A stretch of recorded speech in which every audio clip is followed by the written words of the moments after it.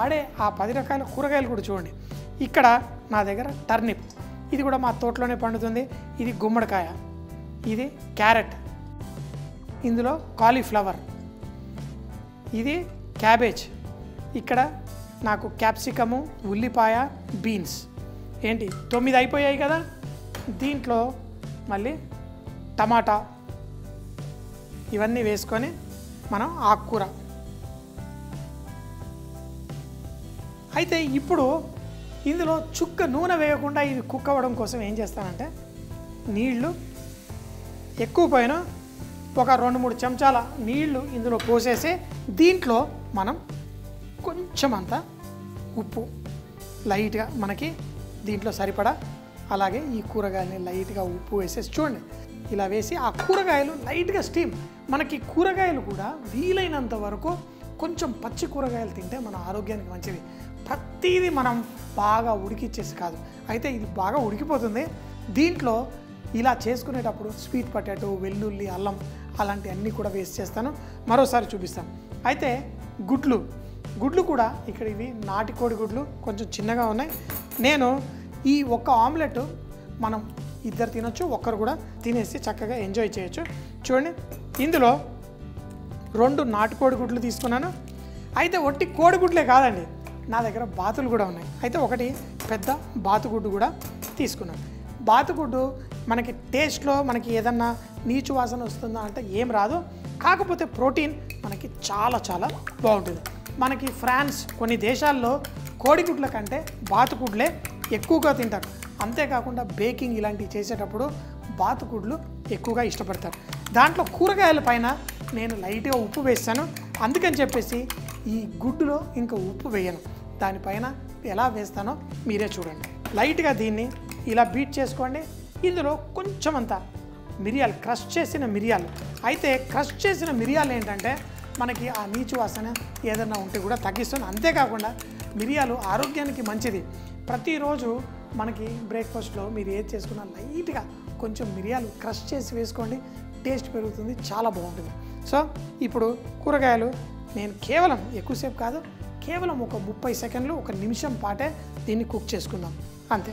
So చూడండి, ఇందులో తేమ అంతా బయటకు వచ్చేసి మనకి ఆ కూరగాయలు లైట్గా స్టీమ్ అవ్వాలి. ఇది ఓవర్గా కుక్ అవ్వకూడదు. దాంట్లో నేను కొంచెం తేమ వేసాను. అంతేకాకుండా మనకి ఈ కూరగాయలు ఆ టమాటో వాటిలో నుంచి ఆ తేమ కూడా బయటకు వచ్చింది. ఇప్పుడు గుడ్డు బీట్ చేయండి. దీనిపైన స్లోగా ఇలా వేసుకోండి. చూడండి, కొంచెం కొంచెంగా ఆ కొనల నుంచి ఇలా వేసేస్తాను.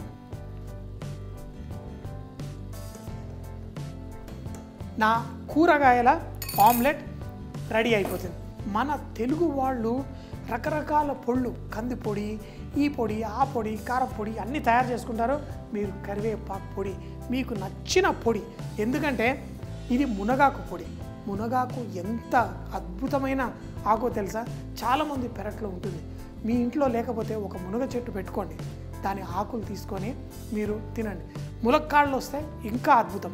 సాంబార్లో వాటిలలో వేసుకుంటే ముఖ్యంగా ఏప్రిల్ మే నెలలో మనకి ములక్కాళ్ళు బాగా వస్తాయి. ఈ పొడి ఏదైతే ఉందో ఈ కోడిగుడ్డి పైన ఇలా వేసేస్తాను. చూడండి, నా ఆమ్లెట్ అంతే. దీనిపైన ఇలా మూత పెట్టేసి ఇప్పుడు స్లోగా ఆ స్టీమ్ అయిపోయింది. దీన్ని స్టవ్ కట్టేస్తాను. 1 నిమిషం పాటు ఆగుదాం. తర్వాత ఈ టేస్టీ ఆమ్లెట్ ఒక్క చుక్క నూనె వేయలేదు. ఇలా తిన్నారనుకోండి, మన ఒంట్లో కొవ్వు ఇలాగే కరిగిపోతుంది, మీరు సన్నగా అయిపోతారు. సో మరి ఇంకేంటి, వడ్డీ చేసుకుందామా? Omelette ready. ఆహా, చూడండి, చుక్క నూనె వేయకుండా మన ఆమ్లెట్ రెడీ. మునగాకు పొడి ఆమ్లెట్. ఈ మునగాకు పొడి నాకు ఎంత ఇష్టం అంటే, నేను దీంట్లో సరిపడా కొంచెం ఉప్పు కూడా ఉంటుంది. అయితే నేను పెరుగు తప్పకుండా ప్రతిరోజు ఉదయం తింటాను. సో ఈ పెరుగులో కూడా ఏం వేయను, కేవలం ఈ మునగాకు పొడి.